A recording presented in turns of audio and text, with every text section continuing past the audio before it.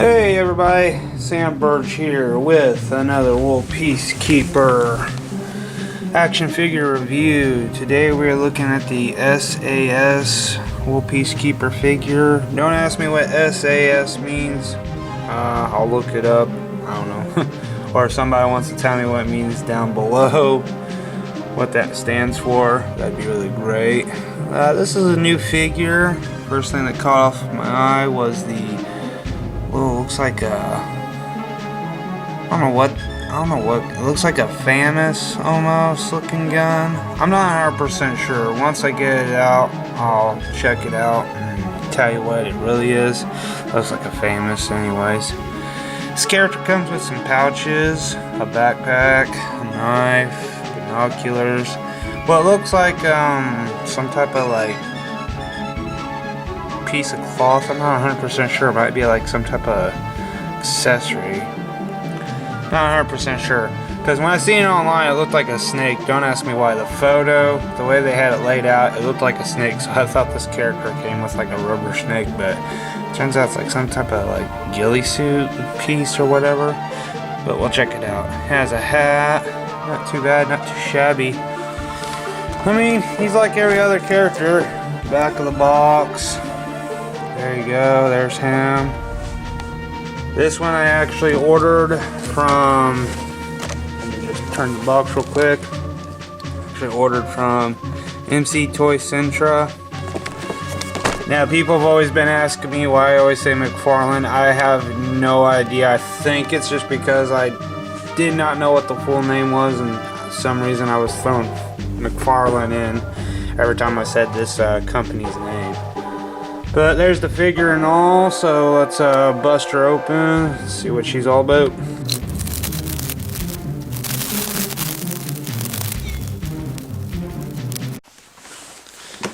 Alrighty, time to give my personal thoughts and opinion on this figure. Breaking him out of the box, I took a look at the little cloth piece that he came with. I don't know what it's really supposed to be. I mean, you could use it as a decorative piece on the guy, put it on him, make it look like camouflage, like, you know, like I said before in the ghillie suit kind of like area. That's where I feel like this piece of cloth goes with. It's not bad. It's just, it's interesting. That's all I'll really honestly give it as an opinion. Is like, it's an interesting piece. What I did with mine was just basically put it in the backpack. I mean, it's just a piece of cloth, so it's no biggie.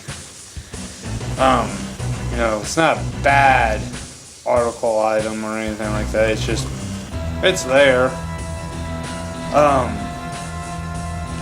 Next few items I want to talk about are just the pouches, your basic pouches. I mean, that's what it came with. It came with like 4 pouches, a canteen, and an ammo bag, and medical packet maybe, I don't know. They're not really marked, they're all just this dark green, olive green color piece of plastic rubber.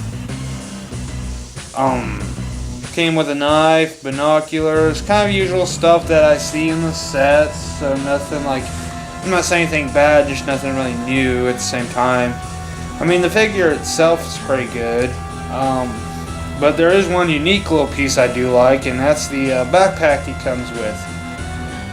It's not like my locker box or the World War II Army Forces Wool Peacekeeper I reviewed, where their backpacks is just a hunk of hollowed out plastic molded to look like a backpack. This one's like a rubbery like substance. And you can actually open it. It's a little bit of a pain because you gotta adjust the back straps to have it where the straps can slide off, and then you can open it, and that's how I put my little cloth piece in my figure. So I mean, it's really neat to see a different variation of this backpack. Kind of makes me wish I got this with my other figures as well, but I mean, I'm not one to really complain. I like the variants and stuff and whatnot. I mean, like I've said before in a lot of my videos, you know, don't give a cowboy a lightsaber because you got spare props and whatnot. And that's one thing that I get asked a lot is, do I get bored when I see the same thing in a World Peacekeeper figure? kind of ish, because it's like it's nothing really more to talk about. That's really honestly my opinion about it. That's why I kind of skim over. It's like if it's something I've already reviewed or looked at, then I'm just gonna kind of like skim over it. Another thing I like is well, I'm gonna call it a famous looking rifle, and that's only because it's got the clip that loads in the back and then the triggers up front. It kind of looks like a famous. That's one I want to say it is. It looks like a famous. I was gonna say an AUG at first, but it doesn't really represent the AUG body type or anything like that. So I'm definitely gonna say that I really like the little famous that this guy comes with and whatnot. Nicely detailed, green foregrip, cheek rest, shoulder stock, and foregrip and whatnot. But I really liked it. I really actually liked it when I seen it with this gun. I was like, oh, something new. Which really honestly, the details on this gun is really nice. I mean, not like uber detailed, but like there's some parts that are painted green that are really small on this gun, and just like those little touches are what really makes it worth it. The scope does come off of this gun, so you can take the scope that it comes with off. It just, when it comes in the box, it looks like it's molded on there. But yeah, the scope does come off the gun, so you do have a scope that's removable. I really love the look of the gun. The figure itself's not too bad. I don't know.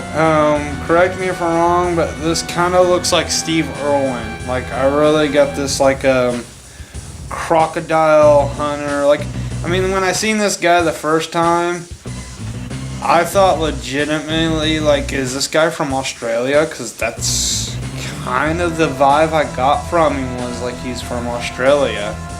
I mean, really honestly, that's all I can really say is like, is this guy supposed to be from Australia? I like the looks. I mean, he's got some hair detail, you know, and whatnot. If you kind of just look at him for a while and just stare at him, you can sort of see like an Australian kind of like characteristic to this character, which, I mean, I really like that. Like, World Peacekeeper's pretty good at giving their kit figures different facial expressions, different head molds. I mean, I know a couple of videos I've actually said, well, hey, this guy kind of looks like a remold of this guy. I mean, I'm never really 100% sure, because when I say that kind of stuff, it's just me expressing my opinion. I ain't stating it for a fact. But when I seen this character and actually got him out and stuff and started actually like looking at him and stuff, I'm like, he does. He looks like he's from Australia. Who knows? But really honestly, I mean, all in all, the character's a pretty basic setup, but I do like it. I would recommend this figure, and nothing really bad to say. I mean, he's a really nice piece to the collection. If you're a collector like I am, he's not a bad piece.